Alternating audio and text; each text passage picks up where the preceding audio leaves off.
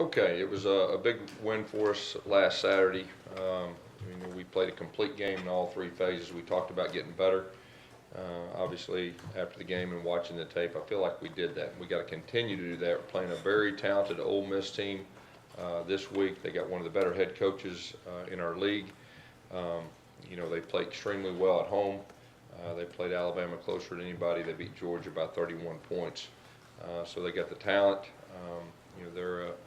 They're a good team, and we went there 2 years ago. It went down to the very end. An extremely tough place to play offensively.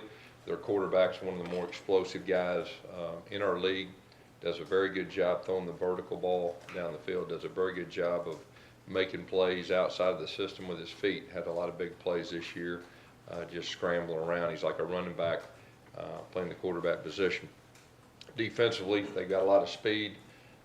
The Haynes kid, it really starts with him, I think. He's got a great motor. They do a lot of different things. They probably have more pressures than anybody we've seen all year. We're going to have to do a very good job dealing with that. But overall, we're going to have to play well. Our players, they know how talented they are. Obviously, last year they got after us very well. They defended as good as anybody last year. So anyway, going there, a road game against a very talented team, we've got to play well. Questions? What's carry-on status to start this week? We'll know more as we get into practice. The good thing was we didn't have to play him last week. I thought that was very important moving forward, not just this game but the rest of the year.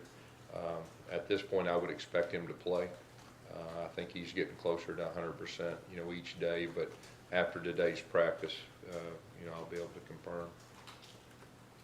What's it say about this offense that if one guy goes down the backfield, and just plug in anybody back, they're going to have success? Kind of like I said after the game, one of the big questions this year was our running back coming into the season was our running back depth, and I thought it was a really good thing moving forward that we had the guys that we had to step up and just do a super job running the football, protecting the football, and so we have some depth at that position. What do you see from Cam Martin when he got in there late? Obviously with the big touchdown. Yeah, he made a very good run. He ran hard too. There was some runs that he was trying to move forward. He's a guy that we talked to our freshmen about. It's after the midway point in the season, we're no longer freshmen, and he really responded like that, as well as a lot of our other freshmen did too. But he's a very talented young man. Gus, you got Stanton who had a big day and had to play well. Carry on coming back. How do you kind of use all those guys? Well, that's a good problem to have. Take you back to 2013 when we had that crew of running backs that we had, and so I think you just Coach Lashley can be a little more creative at times with personnel, but it's good that we got that many running backs or really even explosive players that we have. What kind of progress have you seen from Chandler Cox in the beginning of the season? Yeah, Chandler Cox, from last year, of course, he was a true freshman, and that is a real key position in our offense. We ask him to do a lot of different things, and he is just playing with a physicality like he's never played with. He's just really getting plays started at the point of attack on the line of scrimmage, doing a lot of different things, even outside the box. That's been good. And of course, lately he's been getting the ball a little more, but he's one of our best football players. It's been almost a year since Jeremiah Dixon's injury. I know you said before the season that you were hopeful that he'd be able to come back. Is there any update on him? Yeah, it doesn't look like he's going to, but he's an outstanding player. I think give him a few more months, get him to spring, and get him back 100%. How about Jamel Dean? What's the plan with him going forward? Same thing. Okay. Yeah, same thing. It'll be this spring, to get him back in the mix. And those are two outstanding football players that we don't have right now. There's one issue of an unusual play early in the game that ended up making a difference. Just on the opening kickoff, two of their guys charged right at Richard McBride and really went after him. Do you have an explanation as to what exactly happened there? Yeah, you'd have to ask their coach. Did you address it with either Brett or the league? No, they people coach their team, we coach our team. Yes, what are you seeing out of Carlton Davis? Because when you look just at numbers, but numbers don't tell the whole story for a corner. What have you seen out of him? How much improvement have you seen out of him? Well, he is he's a very good technician at the line of scrimmage, does a great job with his hands. He's long-armed. Coach McGriff's done a great job coaching him. And he's got the ability to really lock down a guy and take him away. And, you know, he's a freshman last year, really helped him. You can tell he's a more confident guy this year. And, but he's really been playing well. Kozan's been playing at a higher level this year too, Yeah. particularly these last 4 or 5 Yeah. games. Has it been just a matter of him getting his strength back fully from that injury? You know, I think so. Anytime you have a back injury like that, it takes a while. And, you know, he really worked hard in the offseason with his strength, getting his strength back. You know, when we first come back, there's a little bit of you got to be cautious because you don't want to re-injure your back. So I think just giving him that full year of getting that confidence back has allowed him to get in the weight room and get his strength back. And he's starting to play at the 2013 level when he was healthy. Is he the best puller you've had? What's that? Is he the best pulling guard you've ever had? He's pretty good. He's up. Would be ranked up there with the top. Yes, how impressed have you been with Golson's ability to slide inside and not miss a beat, but those guys look like they kind of gelled even a little bit more? Yeah, I've been very impressed. You know, he's a great communicator. He can ID things very well, and you know, he had that year under his belt. Snaps have been good, and he's done a very good job. You've had 3 400-yard rushing games. Haven't had that really since 2013. What does it take to get to that point to get the ball rolling downhill for your offense? You know, I think if you look at those games, we got into our tempo too, and we were able to get our rhythm going and playing a little faster. And you know, but it says a lot about, you know, our offensive line. It says a lot about our running backs. And you know, and any time you run the football downhill, especially the zone type stuff, your quarterback being a little bit of a run threat. And we talked about this coming into the season. Our quarterback need to be a little more run threat. And you know, so far Sean's done that. And you know, if you just keep it every now and then, it really changes things. Last year we didn't do that. So I think it's kind of a combination of all those factors. Do you think it's also showing people that you don't need a Nick Marshall to be able to do that? Well, I mean, like we talked about before, whoever our quarterback is, we try to design around his strengths. There's not a whole lot of Nick Marshalls running around out there. You know, he was a special player. Goes back to Stanton again. What led to the decision to believe he could play running back? I don't guess he played it much. Yeah, you know, he was a quarterback in high school, a running quarterback, and he was very good at running between the tackles. And when Rock Thomas left, you know, we just kind of looked at everything. He's the one guy that we felt like could do, you know, half the running back, half the wide receiver, and so we kind of started with that. And then we just got to the point where, hey, we need a little more depth at tailback, and he had a great attitude towards it, and he's been working extremely hard the last 3 to 4 weeks doing that. And he got his opportunity the other night, and you know, he runs between the tackles very well. He's got a lot of great instincts, and he's got another gear. So, you know, I think that'll be something that we can utilize the rest of the season. Coach, with the offense coming on like it has the last few games, do you feel like that's allowed the defense to take more chances? Has there been some more aggressive play calling on that side? Tell you what, I think our defense has done a good job all year, regardless. I mean, they really kept us in some games even when we weren't playing very well offensively early. And I think they're just getting more and more confidence. And, you know, as long as we stay healthy in the key positions, I think they got a chance to keep improving. Offensively, you know, that's the goal also.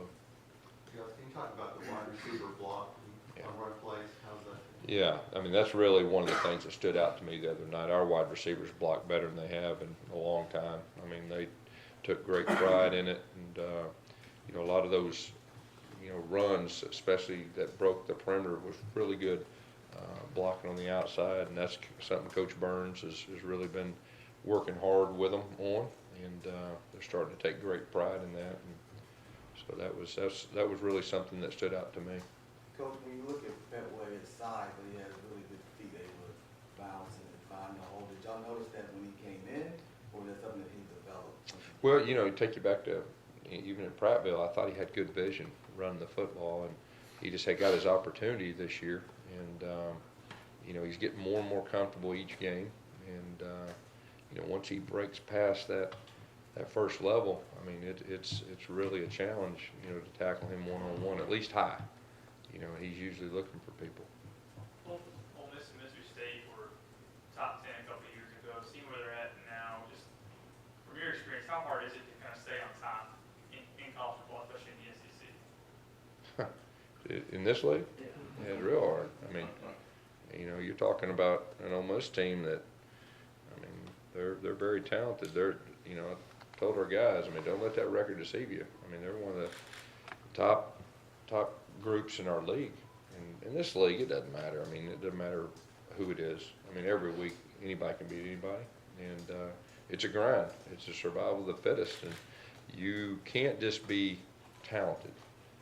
You have to be mentally tough. You got to be mentally disciplined. Your staff, your players, to have a chance to be successful in this league, it takes all that. Do you remember the first time you either knew of you or met him personally? You know, I think it was about the time I left Shiloh Christian and went to Springdale High School. It was around 1999, 2000, and you know, I knew of him before then, but we started developing a friendship, you know, right after that. Can you identify kind of what's really changed since, really since the LSU game even, when the offense started clicking, the defense has obviously had, you know, a bunch of good games. You know, I think, you know, the defense, like I said earlier, I think they played outstanding all year, and it's just a matter of them improving each week and getting used to Coach Steele, him getting used to them. Offensively, you know, if you really look, I mean, I don't know how many guys that actually start at their position last year. It's not very many. And then obviously we settled in our quarterback position. So I just think it's a matter of, you know, getting used to playing together, getting experience.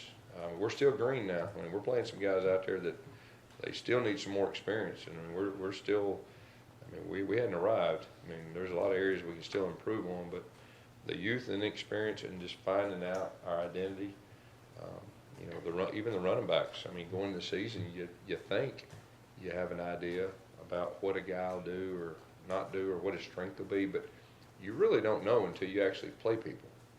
You know, even Kerryon Johnson and, you know, and Petway and all those guys. So I think there was a learning curve right there early, starting to settle in. We hadn't arrived, and we got to keep working. We got to keep improving, and that's our mindset.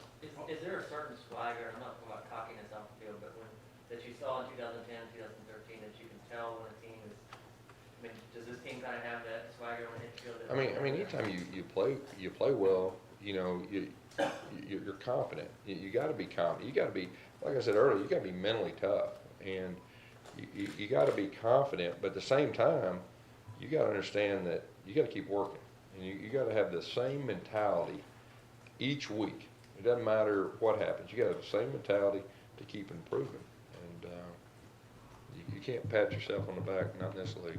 Yes, is it more or less with Trey Matthews that he's healthy, or has he become a little bit more of a complete player? Yeah, well, Trey Matthews is healthy. I think that has a whole lot to do. I think that's where it starts.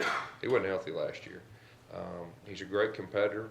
He has some experience, and he's starting to get more experience, more comfortable with the system.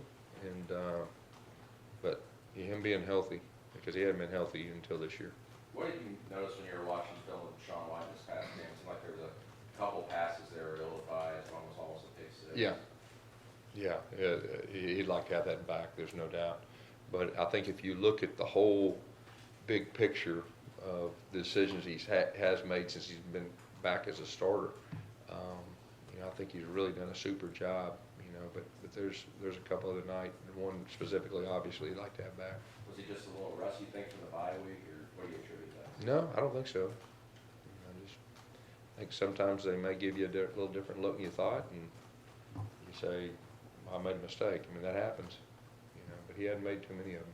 I know it's a relatively limited sample of both punt and kickoff returns, but the numbers are down. Now, I know Marcus, one big return can skew that right back to normal, but for kickoff returns, especially when you have the same return guys back, you know, to pinpoint just what the issue's been, why the number's down. Well, you remember, I think last week we talked about that's the one area, kickoff return, we felt like we really need to improve on. We really worked hard on it. And the other night, we didn't get an opportunity.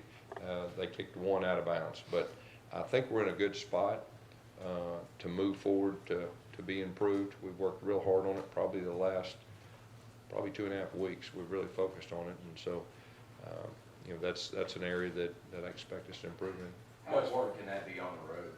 You know, how important can that be on the road? What's that? Flipping the field on Oh, the road? yeah, big time. Special teams on the road are always huge.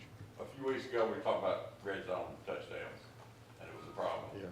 And you scored 11 touchdowns in your last 13 times in the red zone now.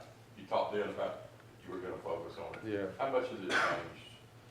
Yeah, I mean, it's like anything else. I mean, if you can actually slow down and focus on one area, you have a chance to improve on it. And it was good for us when we talked about it 4 or 5 weeks, whenever it was, that, hey, we got to get better. That was one of the areas that we just weren't getting it done. And it says a lot about our players to able to focus and execute. And the offensive staff, I think, did an outstanding job identifying the things that we felt like that we were good at, that we could do. But like we talked about, I mean, the bottom line about being a good red zone offense, you got to run the football in. And it's hard when they get extra bodies and they know there's a good chance of running. But, you know, I think Rhett's done a good job of mixing up the play calling down there. Considering the way that the game ended in 2014, you know, with Auburn and Ole Miss, I mean, what kind of an environment are you expecting? It's a great environment. I mean, it was extremely loud. I think, you know, that game went down to the very end. I mean, that was two really good teams playing each other, and I think both teams were playing at a high level. Just expect Nick Ruff to be able to come back this week? We're hoping so. Kind of like Kerryon Johnson, you know, today in practice, and you know, seeing.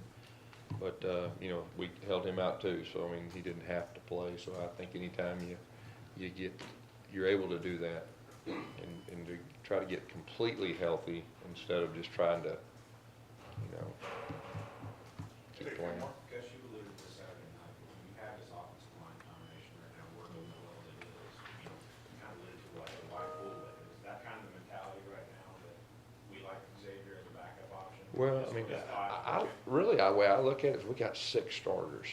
I mean, that's the way I look at it. And obviously, we played very well the other night, and but we got 6 guys we feel great about, and that's kind of our approach.